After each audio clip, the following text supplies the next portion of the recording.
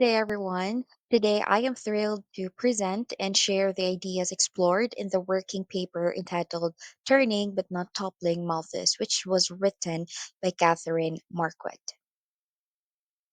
So, this paper delves into the dynamic and evolving relationship between population, the environment, and development, with a special focus on the interplay of two contrasting theories, the Malthusian and the Boserupian frameworks. At its core, this work emphasizes how Esther Boserup's revolutionary ideas challenge the Malthusian worldview, particularly in the context of agricultural and technological innovation. Boserup's contributions remain vital, especially when we consider their application to regions like sub Saharan Africa and the ongoing policy debates surrounding sustainable development. Let us now explore the critical aspects of these theories and their implications. So, now let's begin by understanding the theoretical contrast at the heart of this discussion. Malthusian theory, which was developed by Thomas Malthus in the late 18th century or in 1798, warns that population growth inevitably outpaces the productive capacity of land resources. This mismatch results in resource scarcity and triggers either positive checks like famine and mortality or preventative measures such as reduced family size. Malthus viewed technology and resources as independent factors, determining population size with minimal emphasis on their interplay.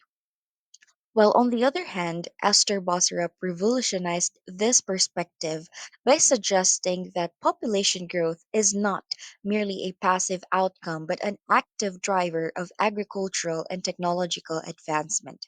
She proposed that as population density increases, agricultural practices must intensify to meet rising demands. For instance, long fallow systems give way to shorter cycles, supported by tools like fertilizers and irrigation. Bosrup highlighted a dynamic relationship between population, technology, and resources, turning the Malthusian argument on its head. Her work underscores the idea that necessity drives innovation, fostering greater productivity over time.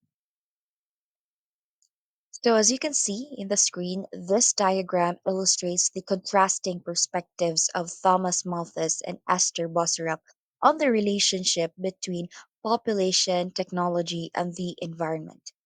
Malthus' model suggests that population growth exerts pressure on environmental resources, such as land and food supply, which can lead to resource depletion and crises like famine, disease, or conflict if unchecked. He believed that while technology could improve efficiency, environmental limits ultimately constrain population growth. In contrast, Bosrup argued that population growth serves as a catalyst for technological innovation. Her model proposes that as the population increases, humans develop new agricultural and industrial technologies to expand resource availability and improve sustainability. Instead of seeing population growth as a threat, Bosrup viewed it as a driver of progress. These opposing theories remain relevant in modern discussions on food security, climate change, and sustainable development as societies continue to navigate the balance between resource consumption and technological advancement. So, Bosrup's theory is particularly illuminating when applied to sub Saharan Africa. Historically, this region has been characterized by sparse population and reliance on subsistence agriculture. Critics often label sub Saharan Africa as overpopulated, but Bosserup challenges this narrative. She points out that vast areas of uncultivated land remain available and can be utilized effectively with modern agricultural inputs. However, there are significant barriers to agricultural intensification in the region. First, rural infrastructure is severely underdeveloped due to colonial legacies, limiting access to fertilizers, irrigation, and other technological inputs. Second, land reform is often resisted by powerful landowners and governments, stifling opportunities for equitable resource distribution. Finally, reliance on food imports undermines the urgency to innovate domestically. This cycle of dependency also fuels rural urban migration, draining labor from agricultural sectors and exacerbating the problem. Bosrap argues that with the right investments and policies, sub Saharan Africa could achieve sustainable agricultural growth.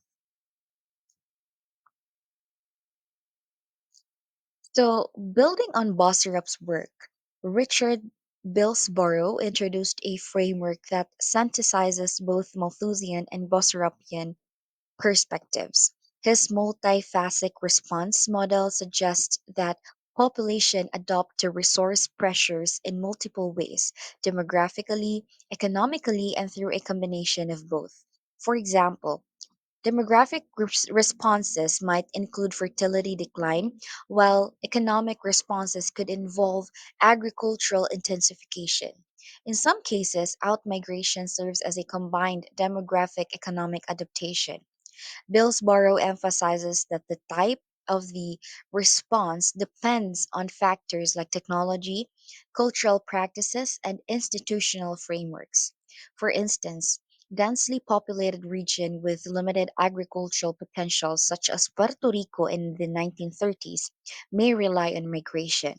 Meanwhile, areas like Nigeria have demonstrated agricultural innovation as a response to population growth. This framework highlights the diverse strategies populations adopt to balance resource demand and supply, integrating insights from both Boserapian and Malthusian theories.